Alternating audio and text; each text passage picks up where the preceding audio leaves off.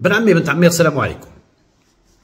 هذه واحد الشهرين واحد الرئيس سميتو ماكرون لواحد الدولة سميتها فرنسا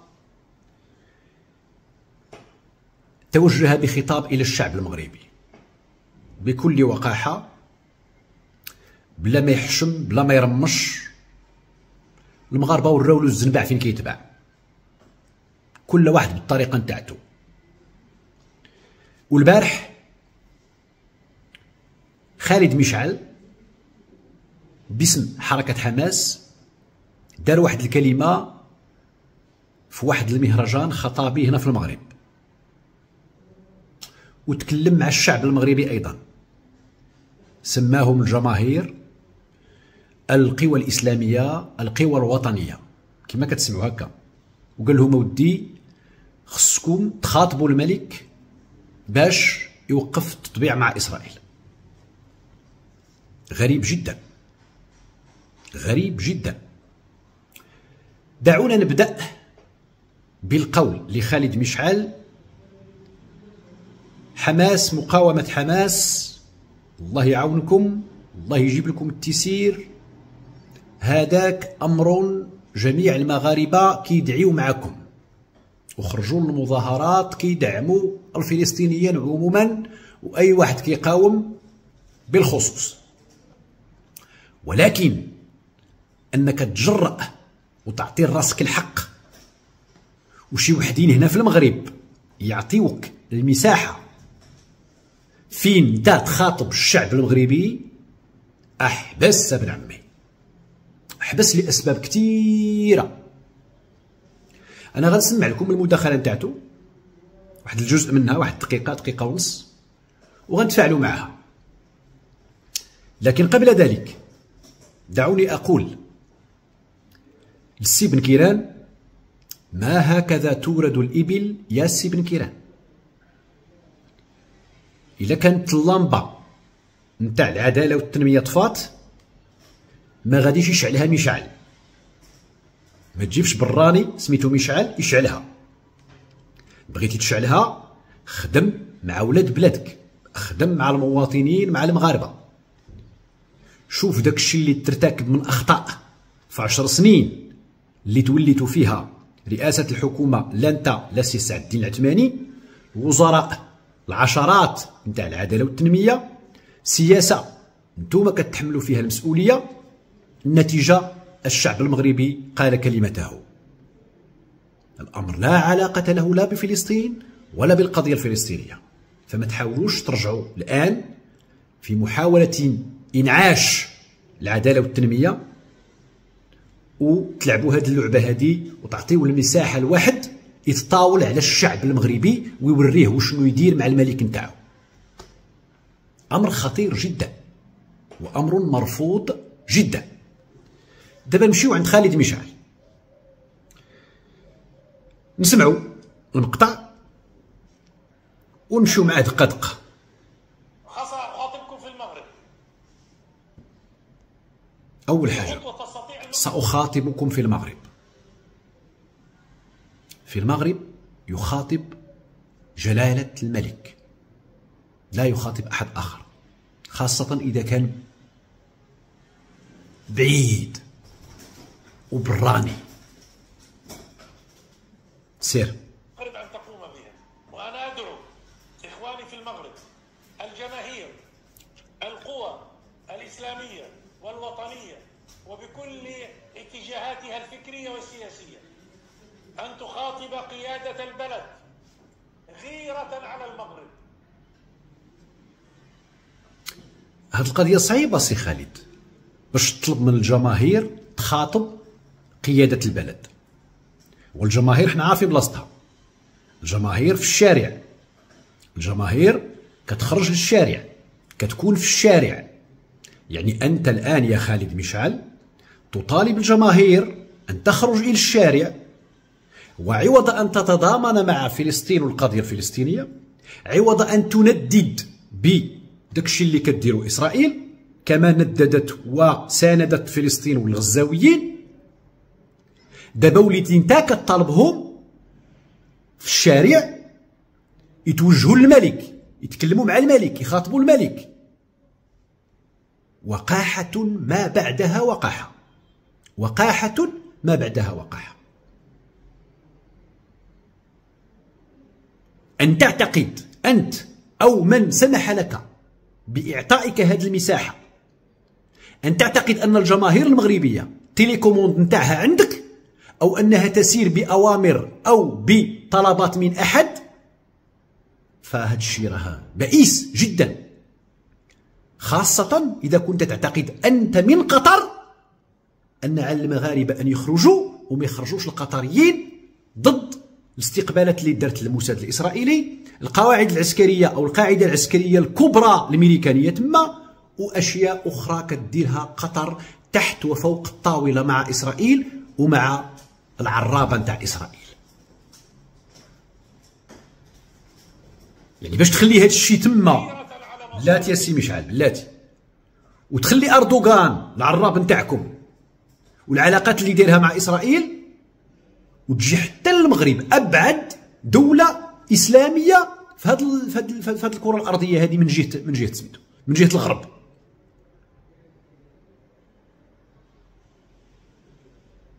عجيب.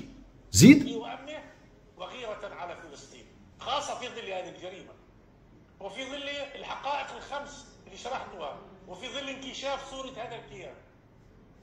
أن تقطع العلاقات، أن يتوقف التطبيع، أن تقطع العلاقات. هذا الشيء ماشي أنت اللي كتقرر فيه، ماشي أنت اللي تقوله، ماشي أنت اللي تطالب به، وماشي أنت اللي يستعان بك باش المغاربة يفهموا شي حاجة من هذا الشيء. ودعوني أهمس في أذن السي بن كيران ونقول له في الخرجة ديالك السابقة الديوان الملكي كان واضحا، والبلاغ نتاع الديوان الملكي باسم الملك كيقول لكم الخارجية والعلاقات الخارجية ووزارة الخارجية أمر من اختصاص صاحب الجلالة، وما تقدرش بهاد الوهن نتاعكم تستقواو بواحد براني على الملك نتاع البلاد. عيب وعار. فرض السفير أن تطوى هذه الصفحة. ثم يا مشعل ما عندناش سفير، كاين مكتب اتصال إسرائيلي في المغرب، وهذا المكتب دابا راه مسدود. ما عندناش سفير، ما عندناش سفارة، وما عندناش تطبيع. كاينه علاقات مغربية إسرائيلية أمريكية في اتفاق ثلاثي، وهاد الميريكان هادي إذا كانت تزعجك قولها لباقي الدول، منها قطر التي تحتضنكم وتركيا التي ترعاكم، لأن العلاقات القطرية التركية الأمريكية لعلك ترضى، العسكرية القواعد وسير نضرك تما، التي جاءت خارج السياق الطبيعي لدولة محترمة كالمغرب. فهذه خطوة كبيرة، وإلا كيف سيغير قادة أمريكا والغرب موقفهم إذا لم يروا آثارا حقيقية، إذا لم تحرك أوراق القوة في ورقة المصالح الاقتصادية، ورقة العلاقات السياسية، ورقة التطبيع، كل الأوراق التي نملكها. هذه الأوراق التي تملكونها يا ريت لو كان دير خطاب لقطر، مصالح عسكرية، قاعدة عسكرية، يا ريت ديروا لأردوغان مصالح اقتصادية، 100 مليار دولار حجم التبادل التجاري والاقتصادي بين تركيا وإسرائيل، 100 مليار دولار يا خالد مشعل. وهذاك أردوغان حين غضب من أجل فلسطين قال لك أنا أقطع المحادثات الهاتفية مع نتنياهو. هذاك ما قد عليه أردوغان أن يقطع الهاتف فقط، أما أن يقطع العلاقات الاقتصادية والعسكرية والسياسية ما قدرش، وانتم ما تكلمتوش، بل وأنتم تباركون هذه العلاقات التركية الإسرائيلية وتعتبرونها يا خالد مشعل وحركتكم حماس تعتبر الأمر في صالح القضية الفلسطينية. والآن بنت لكم العلاقات المغربية خاصها تقطع. عبات لكم انتم خصنا حنا صافي نقولوا قالها مشعل. يا سبحان الله. في مصالح، في سياسة، في أوراق قوة.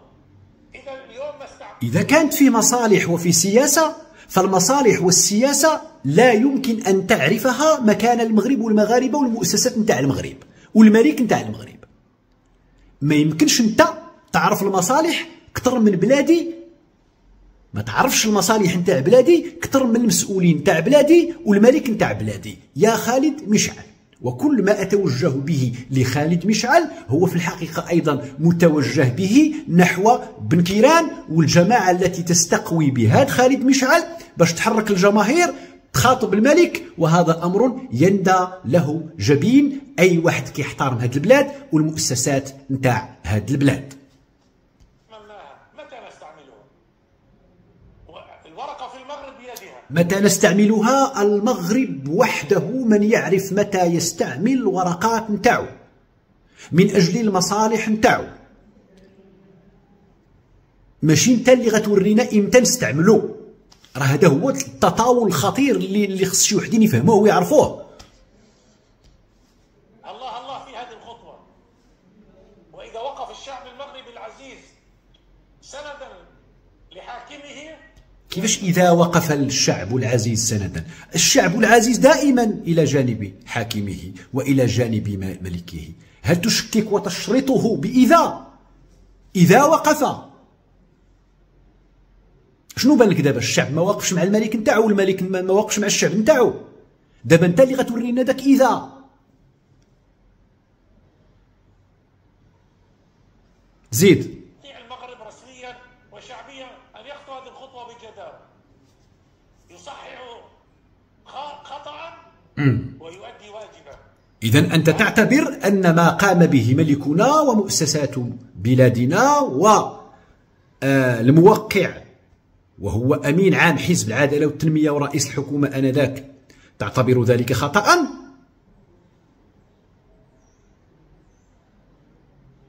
هذا خطير جدا. شتي التطاول على على على على على المسؤولين تاع هذه البلاد وعلى الرموز نتاع بلادنا وعلى السيادة نتاع بلادنا وعلى الملك نتاع بلادنا. ولا دابا انت خالد مشعل غادي يوري لينا باننا درنا خطا وخصنا نصحوه. يا سبحان الله. مرة أخرى كنقول لخالد مشعل أنتم مقاومة على الراس والعين. داك الشيء اللي كديروه الله يعاونكم. وقوفنا إلى جانب فلسطين أمر لا شك فيه. دعواتنا من أجل الفلسطينيين أمر لا ريب فيه. ملك البلاد قال بأن العلاقات المغربية الإسرائيلية لم ولن تكون على حساب القضية الفلسطينية. وما كاينش ما يربط بين الأمرين. مع فلسطين والفلسطينيين دعم على مختلف المستويات، وعلاقات مغربية إسرائيلية أمر آخر، مثل علاقات المغرب مع دول أخرى هي أيضا لها أجندتها ودايرة حويجات ما كتعجبناش في العالم. أمريكا في أفغانستان، في العراق، روسيا في سوريا، في ليبيا، فرنسا في دول الساحل. هاد الدول هذه دايرة فضائع، ولكن علاقاتنا معها شيء والاحتجاج على هذه الجرائم نتاعها شيء آخر. هاد الشيء باش نشرحه. أما من الأصل ما من حقكش توجه للمغاربة، وهذوك اللي عطاوك المساحة فين تتوجه انت من 5000 كيلومتر وتخلي الدول نتاع الجوار نتاعكم تما، كنقول لهم حشموا. وإذا كنتوا كتراهنوا باش تشعلوا اللمبه نتاع العداله والتنميه بخالد مشعل فقد خسرتم، لانه اي خروج الان ديال اي جماعه او شخص او جماهير باش طالب الملك د البلاد سيفهم، وانا اول واحد غيفهمها والمغاربه كاملين غيفهموها بانها من تيليكوموند نتاع خالد مشعل، وحنا كمغاربه ما نرضاوش نكونوا في يد شي حد اللي يستخدمنا ضد بلادنا او في مواجهه بلادنا او في معرفه الصالح من طالح لهذه البلاد السعيده. السلام عليكم.